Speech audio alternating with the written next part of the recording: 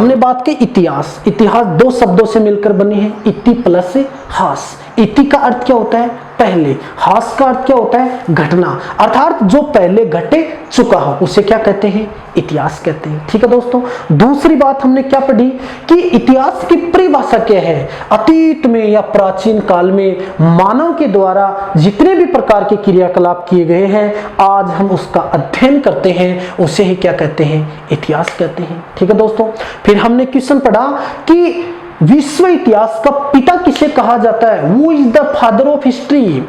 अब दोस्तों, विश्व इतिहास का पिता किसे कहा जाता है? विश्व इतिहास का पिता हेरोडोटस को कहा जाता है, जिसने 5वीं शताब्दी में क्या लिखा? हिस्टोरिका नामक पुस्तक लिखी। फिर हमने बात की कि भारतीय इतिहास का पिता कौन है? तो भारतीय इतिहास का पिता कौन है? वेद व्यास है। दूसरी बात हमने किसकी की? कल्हण की बात की। तीसरा क्वेश्चन हमने क्या पढ़ा? राजस्थान इतिहास का पिता कौन है? Colonel James Tod. और कर्नल जेम्स टोड कौन से देश का था? स्कॉटलैंड का था। ठीक है दोस्तों, यहां तक बात हमारी क्या होती है? समाप्त होती है। अब इसके बाद में यहां से 2-4 क्वेश्चन और बनकर आते हैं हमारे सामने। वो क्वेश्चन क्या बनकर आते हैं देखना दोस्तों। एक व्यक्ति, आपने शायद ही नाम सुना है, एक इटली का निवासी था। उस व्यक्ति का नाम था दोस्तों दांते। क्या नाम था उसका? दांते। एक तो हम बात करते हैं दांते की। अब दांते से क्वेश्चन क्या बनता है वो समझना। इस दांते से क्वेश्चन पहले ये बनता है कि विश्व में पुनर्जागरण। दोस्तों क्वेश्चन क्या बनता है? विश्व में पुनर्जागरण का अग्रदूत किसे कहा जाता है? तो क्वेश्चन बनेगा दांते। ठीक है, ये दांते कहां का था? फ्लोरेंस नगर पड़ता है इटली में। तो इटली का निवासी दांते, और दांते को विश्व में पुनर्जागरण का अग्रदूत कहा जाता है। ठीक है दोस्तों, दूसरा, शायद आपने एक भारतीय व्यक्ति का नाम सुना है। उस व्यक्ति का नाम है राजा राम मोहन राय। दोस्तों क्या नाम है उसका? राजा राम मोहन राय। इसी राजा राम मोहन राय को राजा की उपाधि अकबर द्वितीय ने दी थी, और इसी राजा राम मोहन राय को शायद आपने सुना होगा कि भारत में, किसमें दोस्तों? भारत में पुनर्जागरण का अग्रदूत किसे कहा जाता है? राजा राम मोहन राय को कहा जाता है, और विश्व में पुनर्जागरण का अग्रदूत दांते को कहा जाता है। दोस्तों समझ में आई बात? इसके बाद में यहां से एक क्वेश्चन और फंसता है। वो क्वेश्चन क्या दोस्तों? आपने शायद एक व्यक्ति का नाम सुना है, पेट्रोक। नाम तो सुना होगा आपने, पेट्रोक, यानी पेट्रोक का नाम सुना आपने, पेट्रोक। ये पेट्रोक कौन है? ये भी इटली का निवासी था। भाई पेट्रोक इटली का निवासी था, और पेट्रोक को क्या कहा जाता है? विश्व में दूसरा पुनर्जागरण का अग्रदूत किसे कहा जाता है? पेट्रोक को कहा जाता है। विश्व में पुनर्जागरण का अग्रदूत दांते, विश्व में दूसरा पुनर्जागरण का अग्रदूत किसे कहा जाता है दोस्तों? पेट्रोक को कहा जाता है। ठीक है, अब यहां से एक क्वेश्चन और बनकर आता है। उस व्यक्ति का नाम था मैकियावेली। क्या नाम दोस्तों उसका? मैकियावेली। अब संजोग देखो दोस्तों, ये भी इटली का, ये भी इटली का, और ये भी कहां का है? इटली का निवासी है। ठीक है, इस मैकियावेली से बड़ा इंपॉर्टेंट क्वेश्चन बनता है दोस्तों। क्या क्वेश्चन बनता है? तो इस मैकियावेली से यहां से इंपॉर्टेंट क्वेश्चन ये बनता है कि आधुनिक की बात करता हूं दोस्तों मैं, किसकी? आधुनिक राजनीतिक, क्या? आधुनिक राजनीतिक चिंतक। क्या दोस्तों? आधुनिक राजनीतिक चिंतक का जनक किसे कहा जाता है? मैकियावेली को कहा जाता है। किसको कहा जाता है दोस्तों? मैकियावेली को कहा जाता है। अब यहां से क्वेश्चन भारत से आकर फंस जाएगा दोस्तों। कैसे फंसेगा देखना। आपने शायद एक व्यक्ति का नाम सुना जिसका नाम है चाणक्य। क्या नाम दोस्तों उसका? चाणक्य। ये चाणक्य तो आपने नाम सुना ही होगा। ये चाणक्य है, इसे क्या कहते हैं? इसे भारत का मैकियावेली कहते हैं। किसका? भारत का मैकियावेली। क्या समझ में आई बात? अब इसका आप अंदाजा लगा सकते हो कि मैकियावेली तो था इटली का, इसे आधुनिक राजनीतिक चिंतक का विश्व में जनक कहते हैं, ठीक है। और भारत में चाणक्य एक ही भाई है, चाणक्य, कौटिल्य, विष्णुगुप्त एक ही है। तो चाणक्य ने किताब लिखी अर्थशास्त्र। क्या लिखी दोस्तों? अर्थशास्त्र। दोस्तों अर्थशास्त्र की बाद में बात करते हैं, पहले समझना चाणक्य को भारत का मैकियावेली कहा जाता है। इसका मतलब भारत में आधुनिक राजनीतिक चिंतक का जनक कौन हुआ? चाणक्य। इसीलिए चाणक्य को भारत का क्या कहा जाता है? मैकियावेली कहा जाता है। दोस्तों मैकियावेली भारत का किसे कहा जाता है? चाणक्य को। अब चाणक्य ने एक पुस्तक लिखी थी दोस्तों, चाणक्य ने क्या लिखी थी दोस्तों? पुस्तक लिखी थी।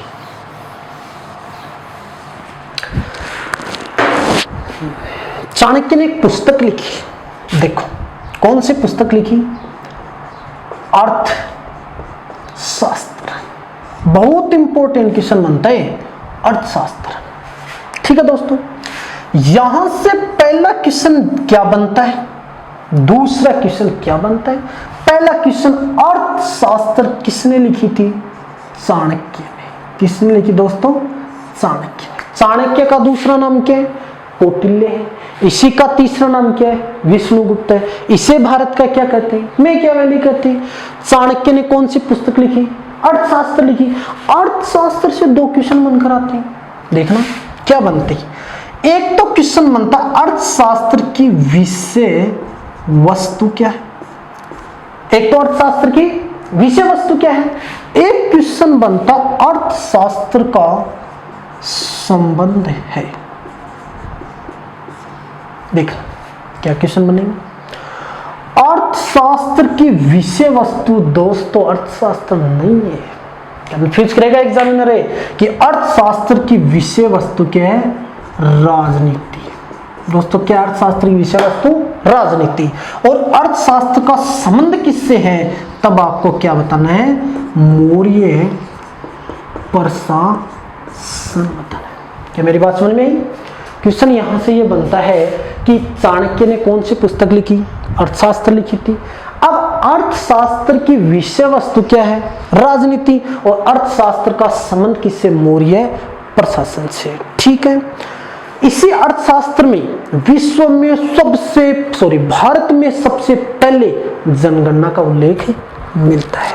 यानी भारत में सबसे पहले जनगणना का उल्लेख चाणक्य ने अपनी पुस्तक अर्थशास्त्र में की थी, ठीक है।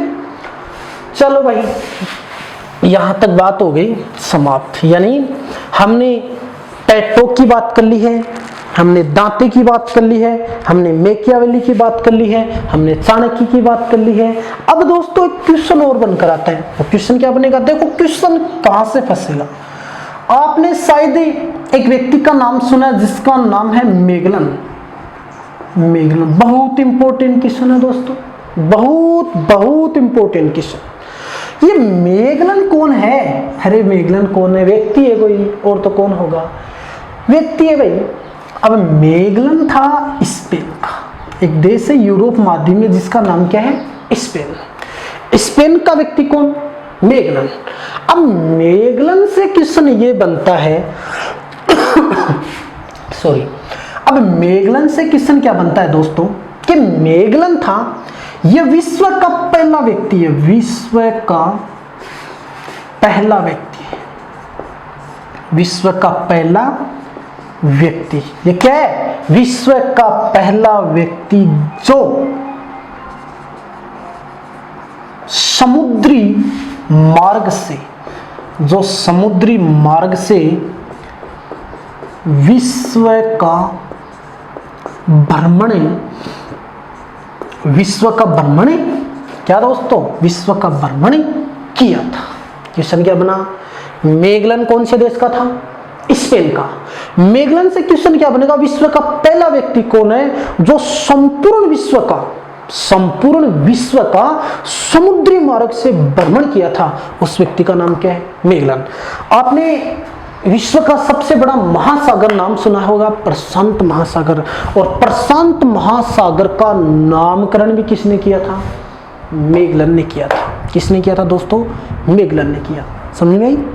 ठीक, चलो मेगलन के क्वेश्चन है समाप्त हो जाते हैं। अब देखो जो क्वेश्चन में अभी दोस्तों कोई हमें कोई टॉपिक नहीं चला रहे हैं, अभी हमने कोई टॉपिक शुरू नहीं किया है, टॉपिक बाद में शुरू करेंगे। पहले इतिहास का नॉर्मल जो बेसिक परिचय बनता है इसकी बात करें, अभी हम टॉपिक स्टार्ट नहीं किए। तो जो बेसिक क्वेश्चन बनते हैं ना वो देखो, यहाँ तक क्वेश्चन बन गया। अब व्यक्ति विशेष से क्वेश्चन बन गया, व्यक्ति विशेष से क्वेश्चन क्या बनेगा, जैसे आपने एक व्यक्ति का नाम सुना है, अब सुना यहां से क्वेश्चन क्या फंसेगा, आपने शायद समुद्रगुप्त का नाम सुना भारत के व्यक्ति का, और समुद्रगुप्त को भारत का नेपोलियन कहा जाता है। मैं ये बेसिक परिचय बता रहा हूं कि ये होता क्या है, क्यों कहा जाता है इन व्यक्तियों को, आप मेरी बात को समझना। समुद्रगुप्त को भारत का नेपोलियन कहा जाता है। अब ये मुझे जरा बात बता दो कि ये नेपोलियन कौन है। भाई ये नेपोलियन की बात की है मैंने, किसकी बात की है, ये तो है नेपोलियन। और एक हमने बात किसकी की, समुद्रगुप्त की बात की। दोस्तों दो क्वेश्चन बनकर आते हैं यहां से, जैसे ये नेपोलियन भी क्या था, सम्राट था, नेपोलियन भी क्या था, सम्राट था, राजा था, और समुद्रगुप्त भी क्या था, सम्राट था। मालूम आपको, यानी ये भी सम्राट था, ये भी सम्राट, बोले तो राजा थे। अब ये सम्राट कहां का था, आपने एक देश का नाम सुना है दोस्तों, फ्रांस, नाम तो सुना ही होगा। अरे फ्रांस यूरोप महाद्वीप में आता है, इसकी राजधानी कौन सी है, पेरिस। और पेरिस का नाम सुना है, विश्व में सूरों और सुंदरियों का नगर पेरिस को कहा जाता है। विश्व की जन्नत भी किसको कहा जाता है, पेरिस को कहा जाता है। पेरिस कौन सी नदी के किनारे स्थित है, सीन नदी के किनारे, ठीक है, विश्व की जन्नत। और आपने एक नाम सुना है कि विश्व का सबसे ऊंचा टावर कौन सा है, एफिल टावर है। वो एफिल टावर भी कहां पर है, पेरिस में, ठीक है। तो उसी पेरिस, उसी फ्रांस की बात करते हैं जो यूरोप महाद्वीप में है। और उसी फ्रांस का एक सम्राट था जिसका नाम क्या था, नेपोलियन बोनापार्ट। क्या नाम था, नेपोलियन बोनापार्ट, ठीक है। यहां पर हम भारत की बात करते हैं, यानी यह समुद्रगुप्त कहां का सम्राट था, यह हमारे देश भारत का सम्राट था। तो भारत का सम्राट समुद्रगुप्त और फ्रांस का सम्राट नेपोलियन। इस नेपोलियन बोनापार्ट ने विश्व में अनेक देशों को इसने पराजित किया था, अनेक देशों को इसने क्या किया था, पराजित। और इंग्लैंड को सबसे पहले बणियों का देश किसने कहा था, नेपोलियन बोनापार्ट, ठीक है। और आपने शायद इसी समुद्रगुप्त का नाम सुना है कि समुद्रगुप्त भारत, यानी समुद्रगुप्त को भारत में 100 युद्धों का क्या कहा जाता है, विजेता कहा जाता है। भारत में 100 युद्धों का विजेता किसे कहा जाता है, समुद्रगुप्त। अरे याद कैसे रखोगे, समुद्र 100 यानी 100 युद्धों का विजेता समुद्रगुप्त को कहा जाता है। और ये बात किसने कही थी, विसेंट स्मिथ ने कही थी। तो भारत में 100 युद्धों का विजेता समुद्रगुप्त है। और इसी समुद्रगुप्त की तुलना हम किससे करते हैं दोस्तों, नेपोलियन से करते हैं। तो भारत का नेपोलियन समुद्रगुप्त और नेपोलियन बोनापार्ट कहां का था, फ्रांस का। चलो भाई एक क्वेश्चन और बना देते हैं यहां से, इसी नेपोलियन से एक क्वेश्चन और बनाते हैं। एक देश का नाम सुना आपने, ईरान, जो सुर्खियों में चल रहा है वर्तमान में। इसी ईरान का दूसरा नाम क्या है, पर्शिया। इसी ईरान का तीसरा नाम क्या है, फारस। दोस्तों कंफ्यूज होने की कोई आवश्यकता नहीं है। एशिया महाद्वीप में एक देश है ईरान, पर्शिया, फारस, एक ही नाम है। इसकी राजधानी कौन सी है, तेहरान है। कौन सी है, तेहरान। और ईरान का एक सम्राट था, ईरान का एक शासक था, उसका नाम क्या है, नादिर शाह। दोस्तों क्या नाम उसका, नादिर शाह। इस नादिर शाह ने भारत पर क्या कर दिया था, आक्रमण किया था। और आक्रमण कब किया था इसने, तो नादिर शाह ने 1739 ईस्वी में दिल्ली पर आक्रमण किया था इस व्यक्ति ने। उस समय दिल्ली का मुगल सम्राट था, उसका नाम क्या था, जिसे शाह ए बेखबर के न, सॉरी, उस व्यक्ति को क्या कहा जाता है, यानी उस समय दिल्ली का एक मुगल शासक था मोहम्मद शाह, जिसे रंगीला बादशाह कहा जाता है। उस समय उस सम्राट पर आक्रमण किसने किया? नादिर शाह ने। और नादिर शाह दिल्ली से एक तो विश्व का सबसे प्रसिद्ध हीरा कोहिनूर हीरा लेकर चला गया था, एक सांझा के द्वारा बनाए गए तख्त ए ताउस या मयूर सिंहासन को अपने साम्राज्य में लेकर चला गया था। क्वेश्चन तो फंस गया, क्वेश्चन पर क्वेश्चन फंसता है, यहां से क्वेश्चन एक और बन गया। अब आप कहोगे कि ये कोहिनूर हीरा क्या है? भाई काम का क्वेश्चन बनता है कि कोहिनूर हीरा क्या है। तो आप जरा ये बताओ, कोहिनूर हीरा है विश्व का सबसे प्रसिद्ध हीरा है। अरे कहा जाता है कि कोहिनूर हीरे की आज इतनी कीमत है कि हम 3 दिन तक संपूर्ण विश्व को उस हीरे की कीमत से खाना खिला सकते हैं, इतनी कीमत का हीरा है वो। और कोहिनूर हीरा निकला कहां से? ये कोहिनूर हीरा भारत में गोलकुंडा की खान से निकला था दोस्तों। और इस कोहिनूर हीरे को नादिर शाह लेकर चला गया, परंतु अंग्रेजों का राज विश्व में था और अंग्रेजों ने यहां से छीन लिया। और वर्तमान में कोहिनूर हीरा कहां पर है? इंग्लैंड के पास है। इसी कोहिनूर हीरे को कौन लेकर चला गया था? नादिर शाह। मुगल शासक था सांझा, मुगल शासक सांझा था जिसका कालक्रम 1627 से लेकर 1658 तक है। उस सांझा ने एक अपना सिंहासन बनाया था, मयूर सिंहासन, मोर की आकृति का, जिसे और क्या कहा जाता है, यानी तख्त ए ताउस भी कहा जाता है। उसको कौन लेकर चला गया था? नादिर शाह। ठीक है, नादिर शाह ने भारत पर आक्रमण कब किया? 1739 में। तो अब क्वेश्चन कैसे फंसेगा? ईरान का नेपोलियन किसे कहा जाता है? नादिर शाह को। भारत का नेपोलियन किसे कहा जाता है? समुद्रगुप्त को। और नेपोलियन बोनापार्ट कहाँ का था? फ्रांस का। ठीक है दोस्तों, ठीक, इसके बाद में आगे बात करते हैं।